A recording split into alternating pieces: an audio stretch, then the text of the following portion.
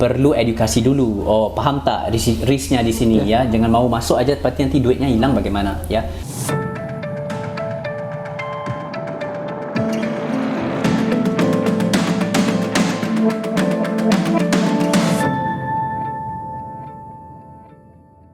Hai, balik lagi di The Conversation bersama saya Samuel Pijar.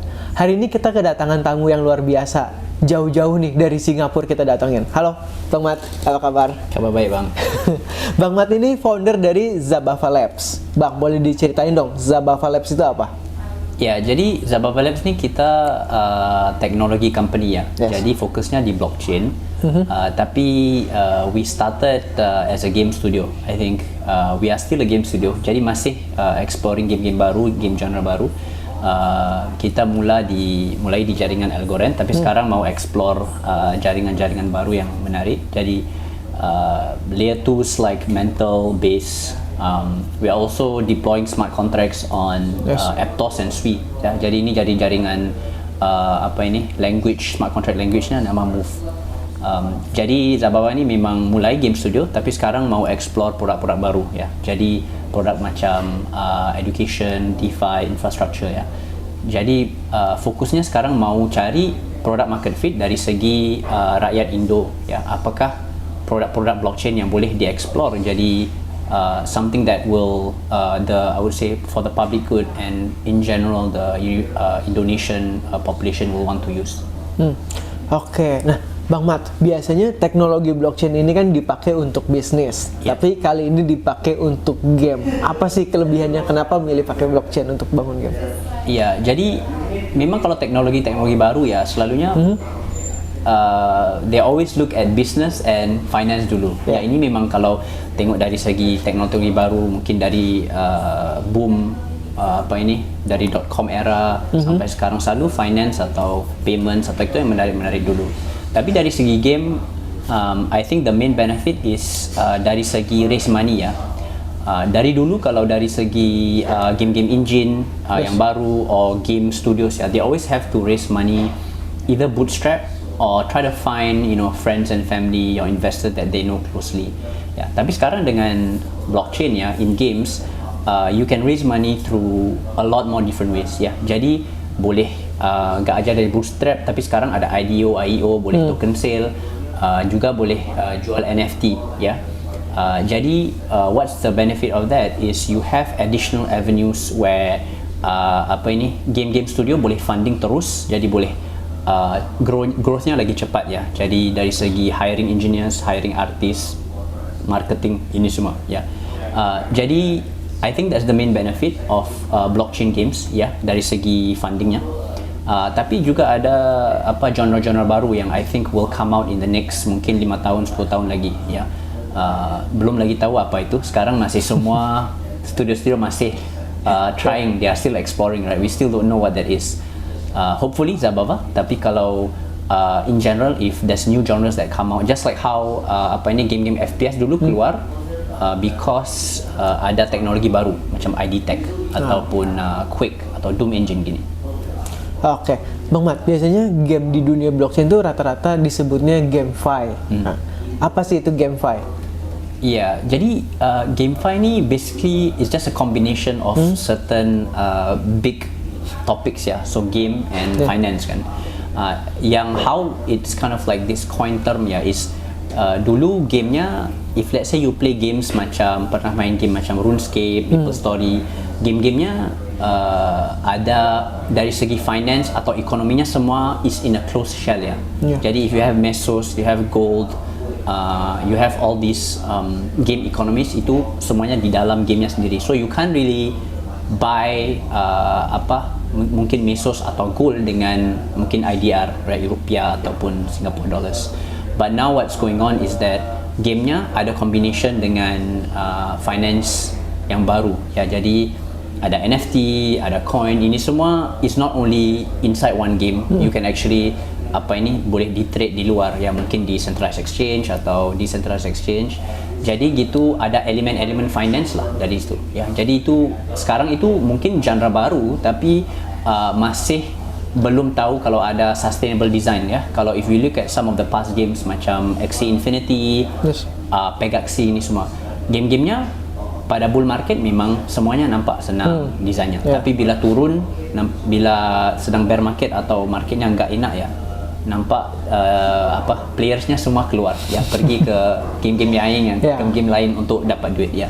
Jadi dari segi GameFi ini memang belum ada, in my opinion. There's not been a sustainable design yet. Zabava is also exploring, masih sedang try.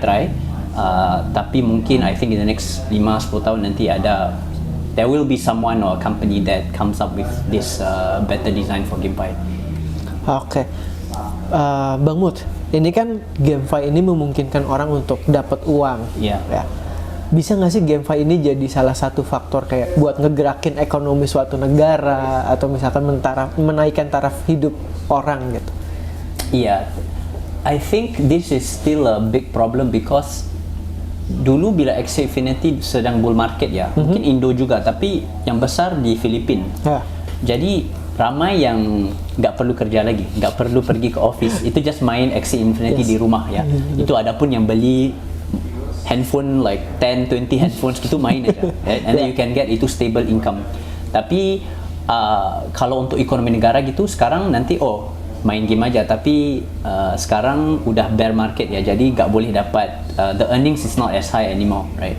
So I think if let's say a game like Axie ataupun game-game lain yang baru ya, yang mungkin keluar untuk to advance the economy of mungkin Indonesia ya, it cannot just be for the sake of playing game ya.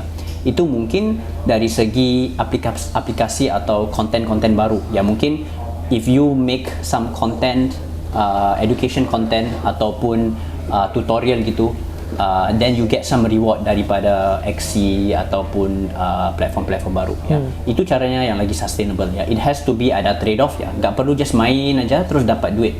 Perlu consumer atau usernya harus trade in mungkin content, education. Jadi there's some sort of feedback loop yang konsumernya akan berikan kepada game dan game also berikan kepada consumer ya. Jadi untuk advance kan cara ini saya rasa belum lagi ada kalau purely for games ya. Dari segi view of purely games belum ada lagi. Mungkin ada cara-cara yang lain lah. Mungkin if you can gamify certain consumer experience, mungkin let's say pergi ke mall beli baju atau beli kasut ya, ataupun company-nya cakap if you walk around this area you will get some 5% discount atau 2% discount, and itu semua boleh ada on chain. Gitu mungkin ada cara-caranya untuk advance the economy of Indo ya. Tapi specifically for games saya rasa sekarang belum lagi ada design yang sustainable ya. Oke. Bang Mat, game ini kan juga berkaitan dengan finance tadi ya, GameFi itu. Dan biasanya nih kalau tentang finance berkaitan sama pemerintah.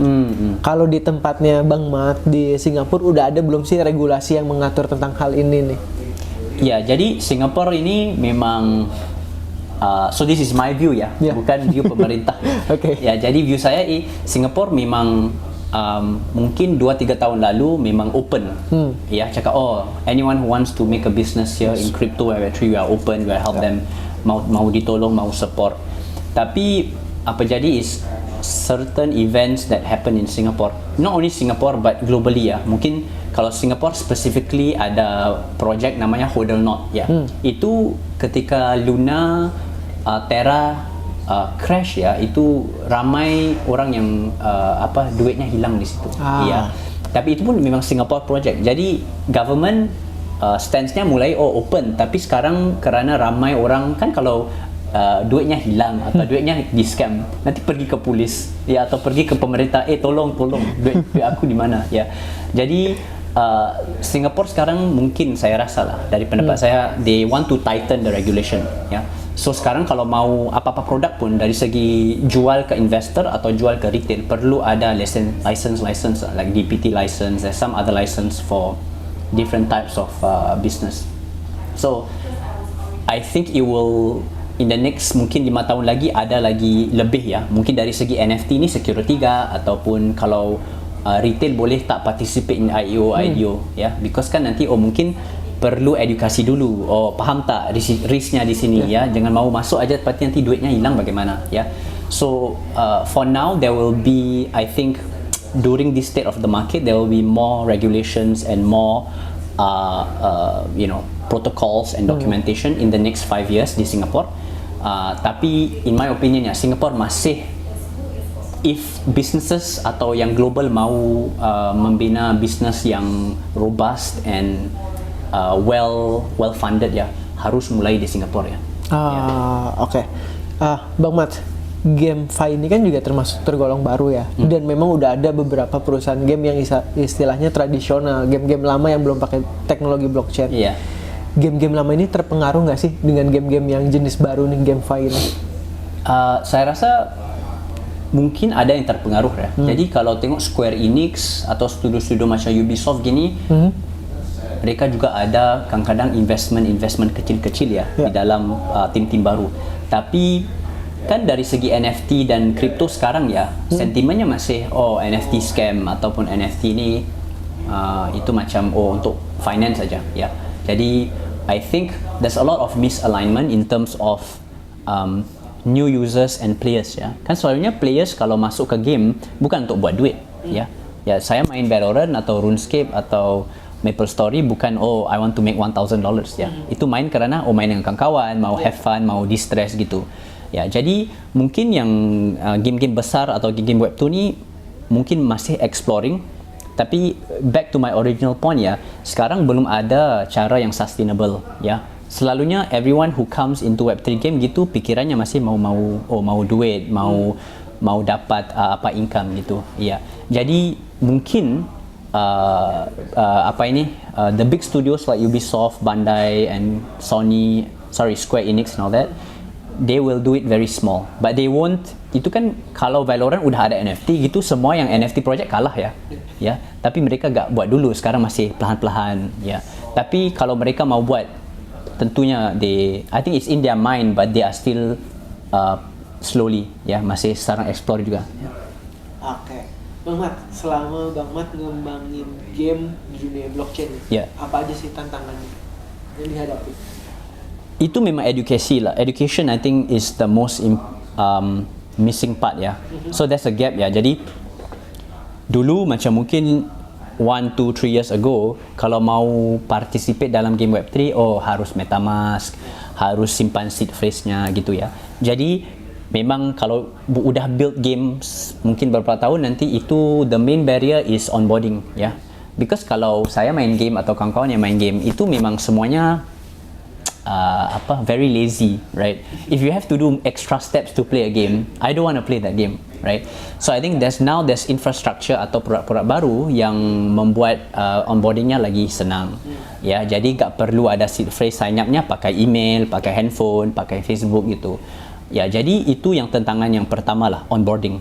The other part is sekarang ada segi branding juga, ya. In my opinion ya, kalau Web3 game ya, kalau keluar ke market tapi marketnya sebagai we are a Web3 NFT game, gitu susah kalau mau buat sustainable ya. Because from the start the users will come in and having the wrong incentives already, right? Because they will think, I'm coming in here, it's a Web3 game, it's an NFT game, I want to make money, ya. Tapi in my opinion yang tentang the thing that I learned is brandingnya harus it's just a game. Gamenya ini memang fun, memang with friends ya. Gak perlu tahulah di bawah ada NFT, ada token gitu semua. Gak perlu tahu ya. Tapi kalau mau baca documentationnya game, it's built on Solana, Sui, Aptos gitu, Algorand gitu ya. Jadi itu saya rasa dari segi two things I learned is about branding and marketing, harus komunitasnya di-build from the start ya. Even if you don't have the proper game out, ya, gak perlu tunggu sampai 5 tahun buat AAA game. Udah dari start, this is what we are building. Come and join, give feedback. Ya. And then the other part is of course, you need to mesti relay these incentives at the start properly to the users, ya. And onboarding, like I said, ya. Sekarang gak mau lah kalau seed phrase lagi. I think if any games ask you to make or sign up using seed phrase, I think that's already there's so many good tools now ya. Ada Web3 Auth, ada Magic Link, semua pakai aja gitu. Nanti senangnya, nggak perlu ada tulis seed phrase-nya 24 atau 12 ya. Oke, Bang Mat nih, terakhir mungkin pertanyaan dari aku. pandangan Mbak Ahmad buat GameFi nih 5-10 tahun ke depan gimana? Oh, ya susah nih ya soalannya. Saya rasa memang ada genre baru, right? So something yang Zababa sekarang belum explore lagi is on-chain games ya. So kan ada off-chain atau on-chain games. Sekarang kalau game-game yang besar ya, mungkin Axie Infinity itu semua bukan fully on-chain ya. Jadi yang elements yang on-chain is cuma NFT-nya ataupun certain mungkin dari segi stats ya on-chain. Tapi most of it is just the NFTs that on-chain ya. Gamenya masih belakang, masih AWS, masih GCP ya. So semuanya masih centralized. Jadi I think in the next 5 to 10 years ya, mungkin 5 tahun lagi ada, sekarang udah masih company-company macam Zababa juga yang masih exploring. Itu ada genre-genre baru ya. Gak tahu namanya apa ya, kan sekarang dulu kan FPS keluar, MMORPG keluar, strategy games keluar ya. Sekarang layer 1 atau jaringan-jaringan yang baru ya, seperti Sui, Move, Aptos, itu it enables new type of games, right? Because transaction costnya itu cheap, right? And then it's very fast, right? And you don't have to pay gas fees macam di Ethereum kan. Jadi genre-genre baru akan keluar, saya rasa fully on-chain games.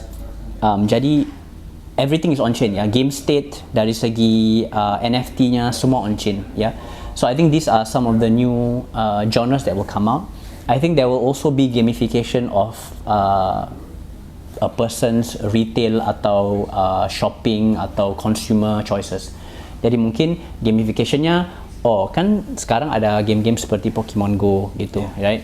But mungkin in the future gamenya macam Pokemon Go tapi untuk pergi shopping mungkin ya. Jadi nanti ada certain on-chain stats ya. You can see like someone bought a Gucci bag or Chanel bag and then you can see it on chain, and then you see progression ya. Mungkin if you spend across a certain number or you complete some task ya, mungkin you visit the mall or you watch a video or something and then you have some reward there. So I think there'll be new kind of like genres where ada game tapi combine dengan experience real ya. Dari segi game sekarang masih belum ada like I think a sustainable design or a game that combines Web3 and Web2 very well. And I think gak perlu lah Valorant, Dota ini semua kan asynchronous games, so you can't really do it, or at least there's no point ya buat on-chain. Nanti ada baru-baru game baru lah. So, I don't know what that is yet. I think Zababa masih exploring juga. Tapi 5 to 10 years, I think something new will come, and I think belum ada lah killer use case-nya. Tapi saya rasa not even 5 years, I think less than 5 years mungkin udah ada. So just mungkin Zababa lah. Jadi stay tune dulu di komunitasnya ya. Oke, mungkin Zababa nanti ya. Iya. Terakhir nih, Bang Mut, closing statement dong. Mungkin buat teman-teman yang mau coba game di dunia blockchain atau GameFi boleh dikasih pesan-pesan. Iya, I think kalau mau sekarang ya state of the market ya, kalau join Web3 game untuk if you want to make money in Web3 games, I think maybe that's not the right goal ya. Because now of course marketnya belum kembali the better way for you, at least now if you are retail trying to get into Web3, I think it's more about belajar ya, education penting ya. What are the different stuff that you can play around with, itu paham marketnya bagaimana. I think people always learn from history, but history also repeats itself, right? You can learn from like 2017 or at least bear market yang lama, sekarang masih bear market. Jadi belajar dulu like, okay, what are the things that happened before, what are the things that will happen, because history always repeat itself. Jadi sekarang nanti datang maybe in 1 or 2 years mungkin ya, I'm not sure, mungkin marketnya datang balik. So how can you prepare yourself so if you really want to make money, you are well prepared for when the bull market comes, right? Tapi kalau yang in general, kalau kawan-kawan Zababa ni masih exploring produk baru, tapi maybe sneak peek ya, Zababa pun masih sedang building education platform juga yang decentralized ya. Jadi untuk developers ya fokusnya dulu. Jadi siapa-siapa yang mau get a Web3 developer job, mungkin belajar Algorand, Sui, Aptos ataupun jaringan-jaringan baru, boleh join Zababa. Sekarang we are still doing user research and testing. nanti siapa yang early contributors will get some sort of incentives in the future, whether that be like early access to beta and all this kind of stuff. But I think the other thing is also we are also building games, right? And our games are very casual sekarang. Tapi kalau tapi we need feedback lah. Ya agak perlu we need more people to come in and play and try, right? And my DMs is always open ya. Kalau mau, if you want to ask me anything or about Web3 games ataupun state of the market in general gitu, Twitter, Telegram, EG semua, you can just ask me lah. Yeah. But make sure to join our community lah, komunitas apa-apa. Oke, mungkin nanti buat teman-teman yang pengen cari tahu lebih lanjut, Instagramnya Bang Mut bisa aku taruh di kolom deskripsi kali ya. Iya, sosial nanti semua di-share. Oke, teman-teman, thank you udah saksiin The Coin Conversation hari ini edisi Game 5 bersama Bang Mut. Bang Mut, juga thank you hari ini udah hadir. Tungguin episode berikutnya di The Coin Conversation Saving Our Tomorrow. Bye bye.